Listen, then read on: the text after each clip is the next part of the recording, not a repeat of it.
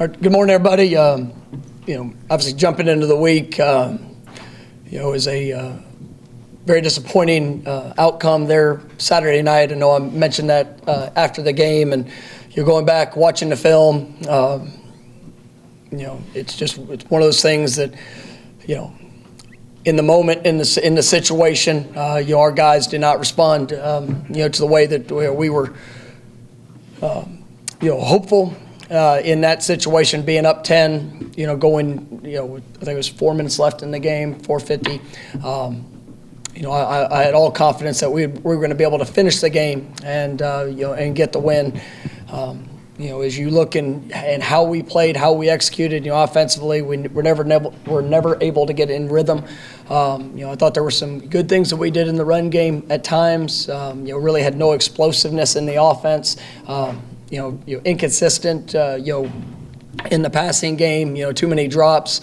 There was some miscommunication on things that we were doing. Need to continue to create, separation, on the perimeter, and that was something that really just it was a tough night for us, there offensively. You look as a football team, we had 11 penalties in the game. We went into halftime with 2 penalties for 15 yards. We had 9 penalties for 100 yards in the second half. That is extremely challenging to finish games. When you have that type of result. I thought defensively throughout the course of the game, there were really just 3 drives that they had the one drive in the first half where they did execute down the field and scored, and then the last 2 drives. The second to last drive they had to go 97 yards. There were 3 penalties, 2 pass interference, and a targeting penalty that overturned an interception. There on that drive, and then obviously the final drive where they had the last play there at the end.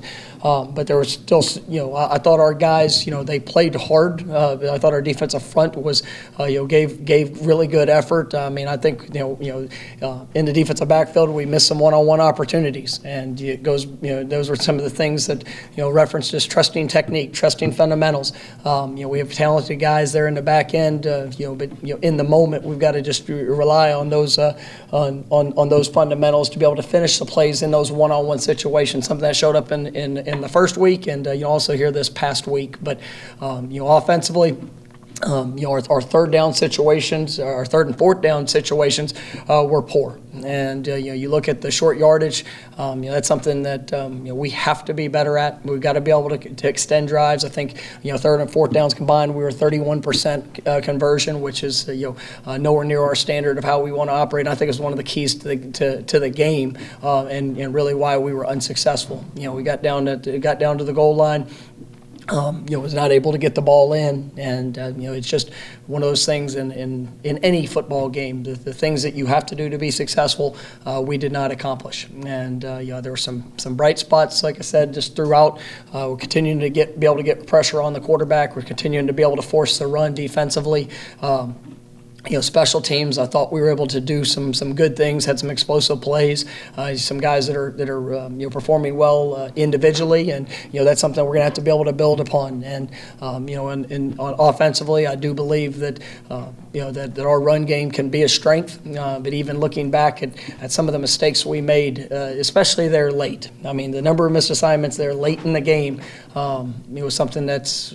We've just got to maintain focus on the play, not get caught up on the outside, circumstances and the emotions of it, and trying to do so much, just rather than just going and you'll be able to trust the fundamentals and trust the things that we need to do to execute. And as a coaching staff, we've got to continue to make sure that we're doing our part, and that you don't always have to have the play call that is going to make the difference, and that's something that I look at, even for me, and just the role of both sides, special teams, offense, defense. We continue to evaluate all aspects of what we're doing, putting our guys in the best position to be successful, and we're all working to get better. And I thought the attitude yesterday was appropriate. Guys were extremely, disappointed, but they also came in and they understand that work is necessary, and that's what we're going to do, and that's what we're going to continue on. That's all I know is to go to work and to get better in how we operate and how we need to be able to execute once game day hits. We played 2 games. We lost both games on the last play of the game. And regardless of who you play, one was highly ranked, one was a smaller school. And at the end of the day, they made the plays necessary, and we have not played to the level that I believe that we're capable of. And so we got to get that fixed as we start ACC play this week, going on the road, and our guys know the work that's ahead.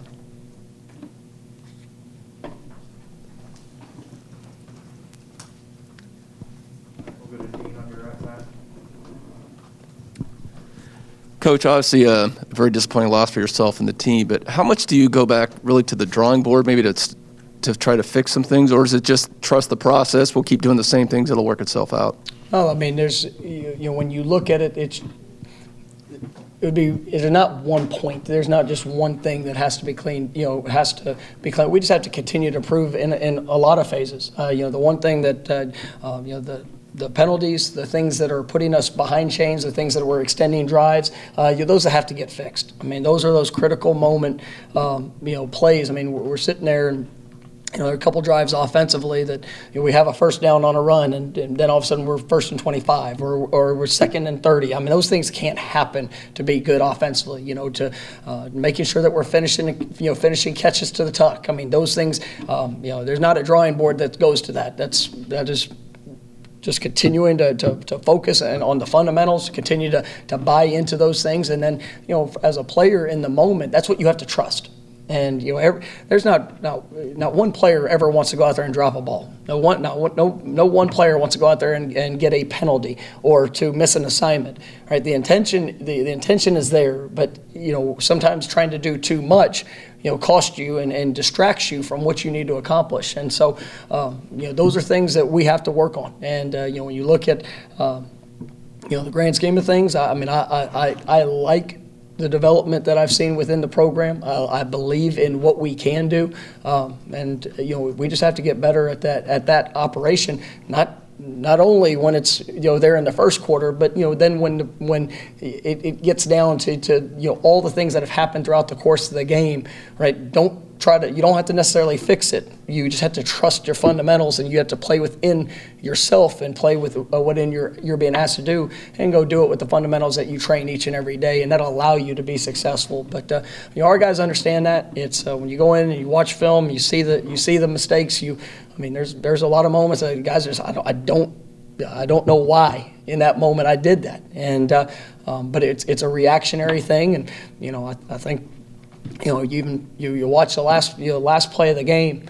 Young man catch the ball at the 21-yard line, and we got 2 guys in position, and I think there was a shock factor that just hit, and there were some guys that just kind of froze in the moment. And why does that happen? I'm not sure. But we got to continue to push that, and just guys just have to be able to overcome in those situations when they are pressure-packed situations, and just trusting on the fundamentals and going and finishing plays the way we can operate. We'll stay there for Ira. Jacksonville State's coach said that the play before they ran that, and that the same receiver had gotten open and the quarterback didn't see it. Is that something that the guys in the box should see and notify before a call? And how do you looking back at the call, do you still feel like it was a decent call? Well, yeah, the play before, we were pressed down on the number one receiver, and he got a clean release, was able to get vertical, and on the last play we backed up our corners. We knew that situationally there was it was 6 seconds left. They had a timeout. How far could they really get to? It wasn't a Hail Mary situation in that situation. With that, we had a defensive call that, we wanted to keep all routes in front of us. We tried to get the corners off, wanted to be outside leverage to be able to see through, what was coming. That was not the same as we got beat on the play before. He did get vertical and on top. And so, those are things that happen. Reflecting, that's something that we always evaluate. In the moment, you have your reasons why you do things, and we didn't finish, and obviously the play result can't happen, and that's where as a coaching staff we take ownership, we take responsibility of what happened. That is on us, and we've got to get it right, and it's one of those things that it's sick to have to live with. But the reasoning and the position we're trying to put guys in, that's something that we have to continue to work and make sure that that we're all able to operate in that situation. Sticking with the final play, was the defensive all-out effort there that you need to see? And if not, is it a teachable moment that you obviously put on film and show those guys? I mean, everything's a teachable moment, and I do think that watching that, I mean, there's things that show up on that play that we will have to live with, and the reason why it happens, I'm not sure why that occurs, and that was at times when things unexpectedly show up, I really do think there was a sense of shock that hit some guys and they froze in a moment, and that's something that can't happen, but all in all, everything that we experience on that field is a teachable moment, and that's one of those critical times that we have to be right, and but we are going to learn from it, and obviously continue to push forward. Brendan will be next. You mentioned after the game on Saturday personnel usage at times, and I think it was regarding offense. With the running back rotation, Lawrence got a handful of touches towards the end of the game. In hindsight, would you like to see more balance or use different backs potentially? I think, you look back at the number count. I think Jay-Sean finished up with 15 carries. Had a couple stretches where he was not as active in drives, and I really like our backs. And Lawrence, if you look through his career, I think he's been one of the top yardage per carry guys that we've had, and he's an explosive back. And Trayshawn, I think we'd like to have seen him also get a couple more carries just in the flow of the game. But I have faith in all three of those guys. It's one of those things that as you're going through the game, you want to make sure that guys are getting their opportunities to make an impact. But then we got to be productive when we get those opportunities. And for whatever reason that it happens on those plays, I mean we've got to as a coaching staff make sure that that we're able to continue to build upon the things that we've done throughout the course of a game, but then be able to attack in ways that we allow guys to be the dynamic players that they are. Looking at Jordan and all the different ways he can help you, have the series early in that game where I think he lines up at quarterback, at running back, and at wide receiver. Is that part of the script, or is that something? Is it maybe a regret looking back of going to something like that so early after a slow offensive start? I mean, it was the second drive, so it was something that was on our thought process, part of the script, and I think that as you look through it, we had a couple really positive plays in that set, so. At the end of the day, we have versatility of playmakers on our offense, and we're going to try to give them a chance to showcase that in a variety of different ways, and especially at the quarterback position with McKenzie and Jordan and what they bring. I think that can be something that it is a benefit for our offense.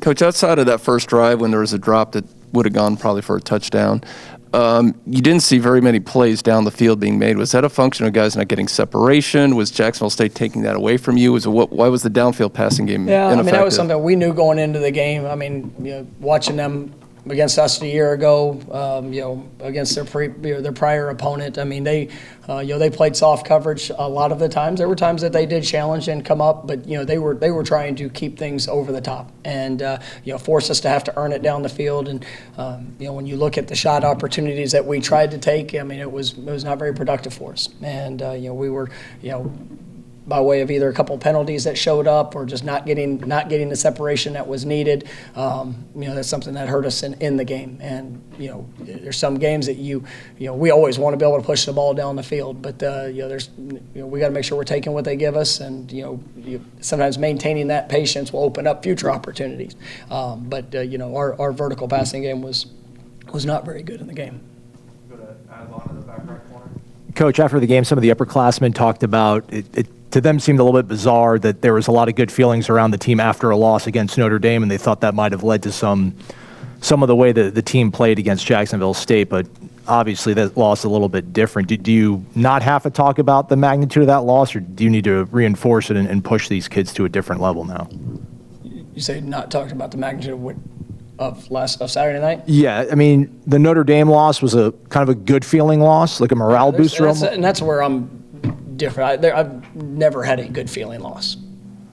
Never. I've never experienced that.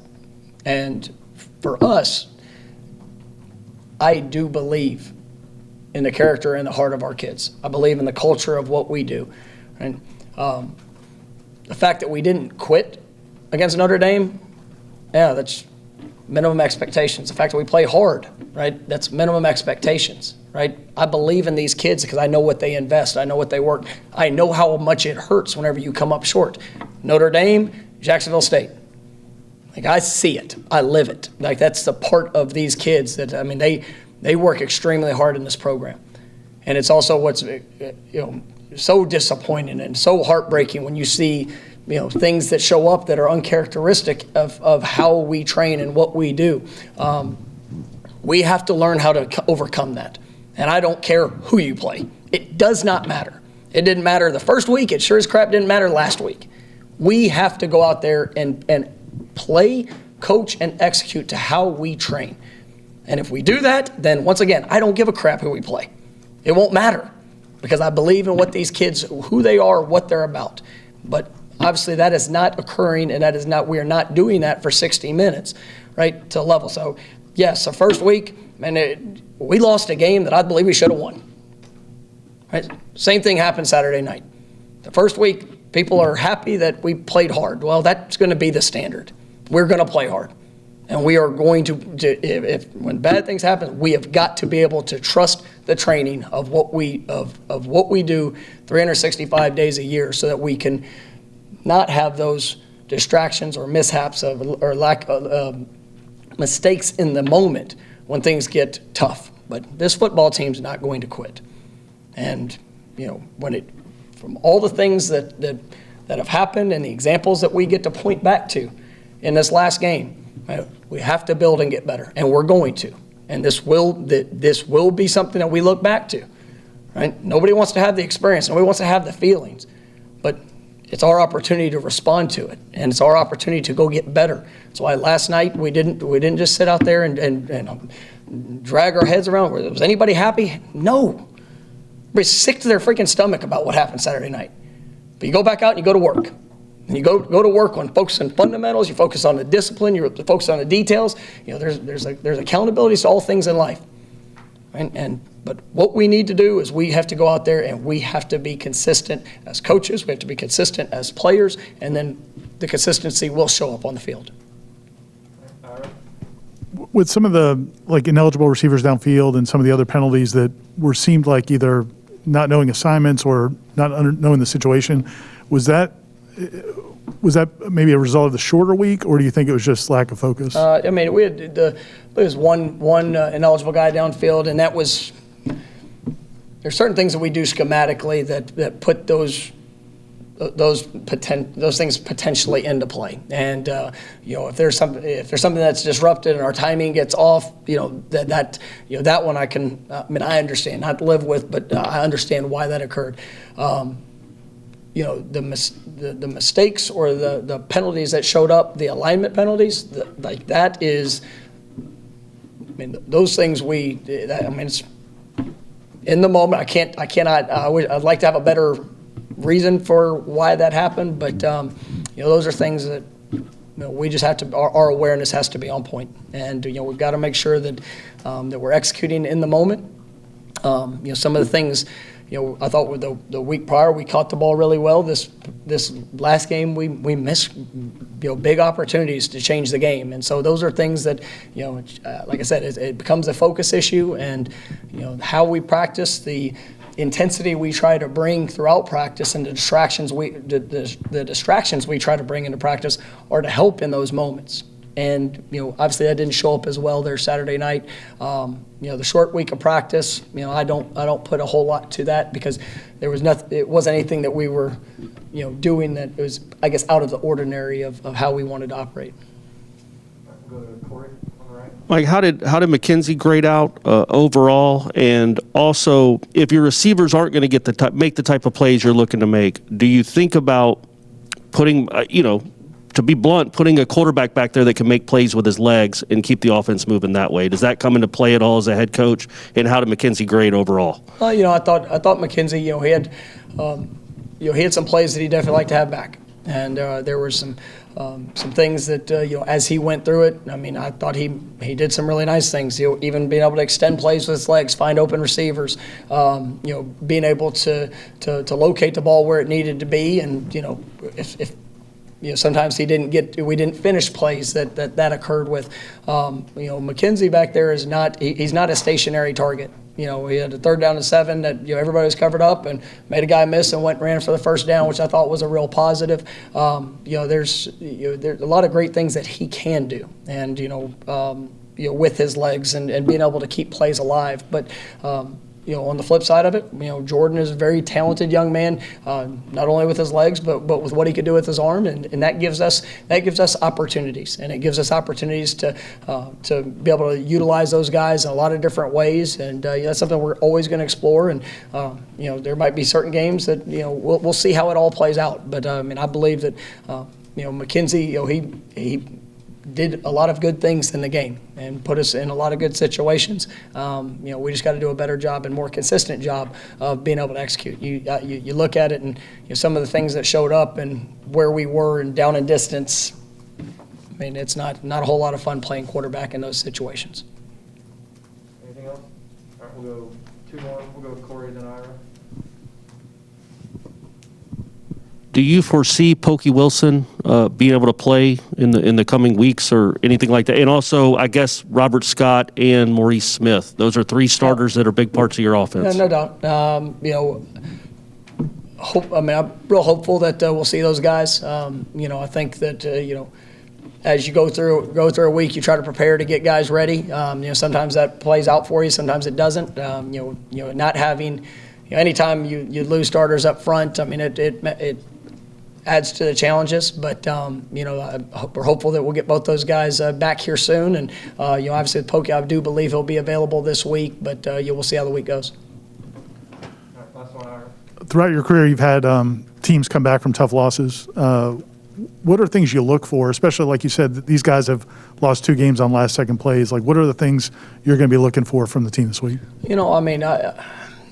It's the approach to the work. There's even in the moment of the disappointment, where does it go to? Where does the disappointment lead to? Is it guys pointing at each other? Is it guys pointing at themselves? Is the ownership being taken, and then are the corrections being applied? That was one of the things we talked about last week that we needed to see, and we did not do a very good job of implementing that for whatever reason. And so, we have to continue to work. We got to continue to push. The thing I did appreciate about last night's practice is that it was fundamental based. It was continuing to build on the foundation of how we need to play and what we need to do, how we need to communicate. We know this week playing this Wake Forest team is as well coached as I think any team that we get to play. What they do offensively, they got one of the best quarterbacks in the league. They've got some really good receivers. Their O-line, is big. They're physical. They understand what the scheme of what they're trying to do, as well as anybody. Probably one of those experienced teams in college football. Coming back defensively, same thing. These guys are not going to be in the wrong position. They're going to tackle well. They're going to play hard. They're going to play with pad level. This is going to be a really good test for us. And so our guys, we got to go out there and we got to play at an extremely high level. And, we cannot have the lapses. We can't put ourselves in challenging situations because against well-coached football teams that, that have that type of those type of playmakers, you'll get exposed. And so, I thought our guys came back to work, with a real emphasis on our fundamentals, our communication, and trying to clean up the things that showed up that cost us there Saturday night. Thanks, Coach. All right, thank you, guys.